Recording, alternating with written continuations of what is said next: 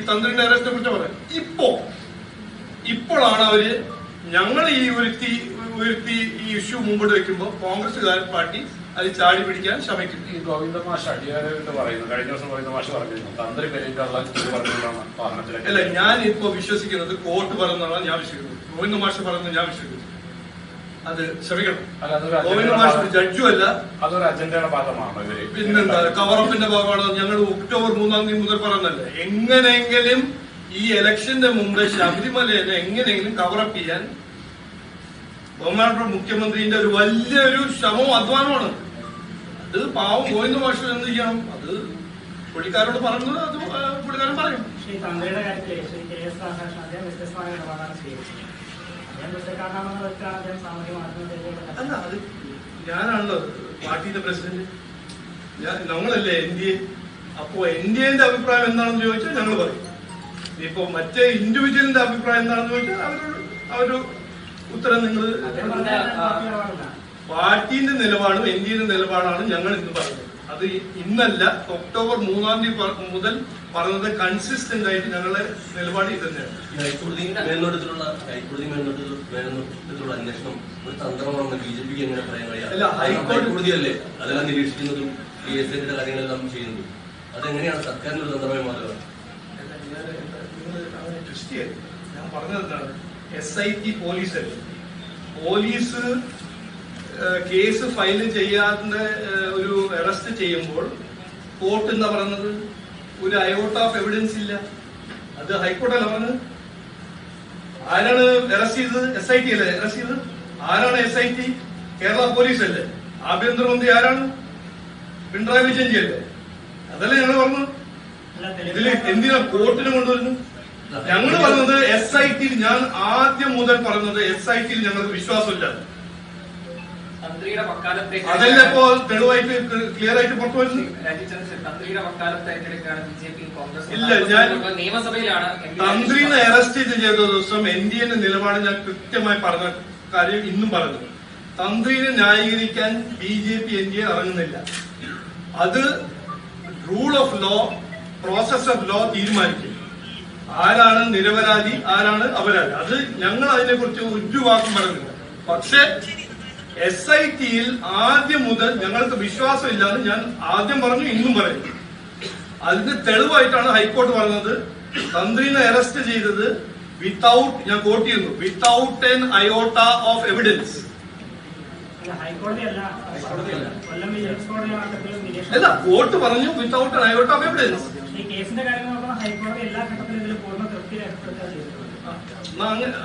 നിങ്ങളുടെ ഇന്റർപ്രിട്ടേഷൻ ഇവിടെ സർക്കാർ ആശുപത്രികളൊക്കെ കേൾക്കണമെന്ന് പറയാൻ തരുന്നു. കഴിഞ്ഞ ദിവസം കർഷകയുമായ ഒരു സ്ത്രീ 5 വർഷം ചോദിക്കേണ്ട ഒരു അവസ്ഥ വന്നിരുന്നു. എന്താണ് BJPയുടെ ഒരു മറുപടി? ഞങ്ങൾ ആദ്യം BJPയിലെ NDAന്റെ ഇതിനെ കുറിച്ച് നിലപാട് ക്ലിയർ ആണ്. ആരോഗ്യ മേഖലയാണോ വിദ്യാഭ്യാസ മേഖലയാണോ, കഴിഞ്ഞ 10 കൊല്ലം എല്ലാം ശരിയാവുമെന്ന് വാഗ്ദാനം കൊടുത്ത CPM സർക്കാർ ഈ 2 മേഖലയിലും കൃത്യമായി ഇൻവെസ്റ്റ്മെന്റ് ചെയ്തിട്ടില്ല.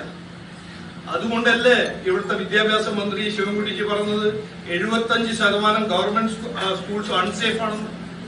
അതുകൊണ്ടല്ലേ കുട്ടികൾക്ക് ലൈഫ് ഇൻഷുറൻസ് സ്കീം ഈ ബഡ്ജറ്റിൽ പ്രഖ്യാപിക്കുന്നത്. ഏത് ഗവൺമെന്റ് ആശുപത്രിയിൽ നിന്ന് നോക്കിയാൽ എന്താണ് നമ്മൾ കാണുന്നത്? ഹോസ്പിറ്റൽ തകർന്നു, രോഗികൾ അവിടെ എന്താ ഒരു സഫർ ചെയ്യുന്നു, ഡോക്ടർമാര് സമരത്തിൽ, നഴ്സുമാര് സമരത്തിൽ.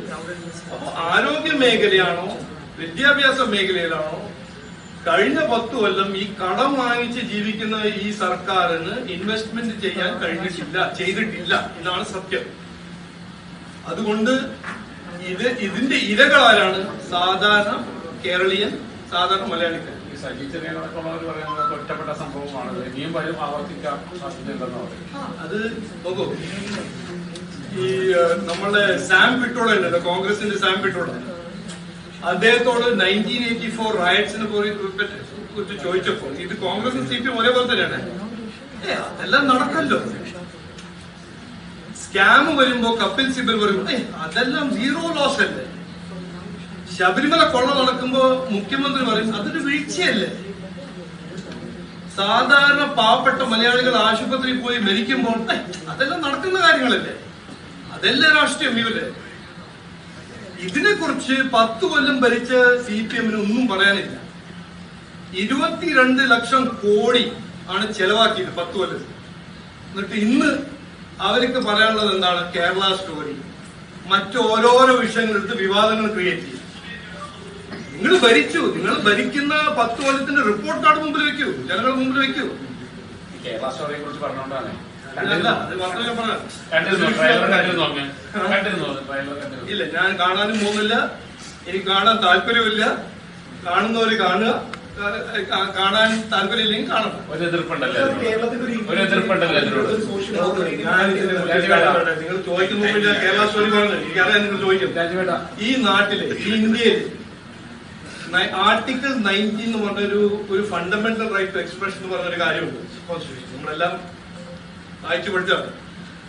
അത് വട്ടാണോ അല്ലെങ്കിലും ആ ആർട്ടിക്കിൾ അപ്ലൈ ചെയ്യും. മൂവി ഉണ്ടാക്കാൻ എല്ലാവർക്കും അവകാശമുണ്ട്. അത് ഇല്ലീഗൽ ആണെങ്കിൽ കോർട്ട് അത് സ്ട്രൈക്ക് ഡൗൺ ചെയ്യും. പക്ഷെ മൂവി, ഒരു ചിത്രം ഉണ്ടാക്കാൻ അവകാശം എല്ലാവർക്കും ഉണ്ട്.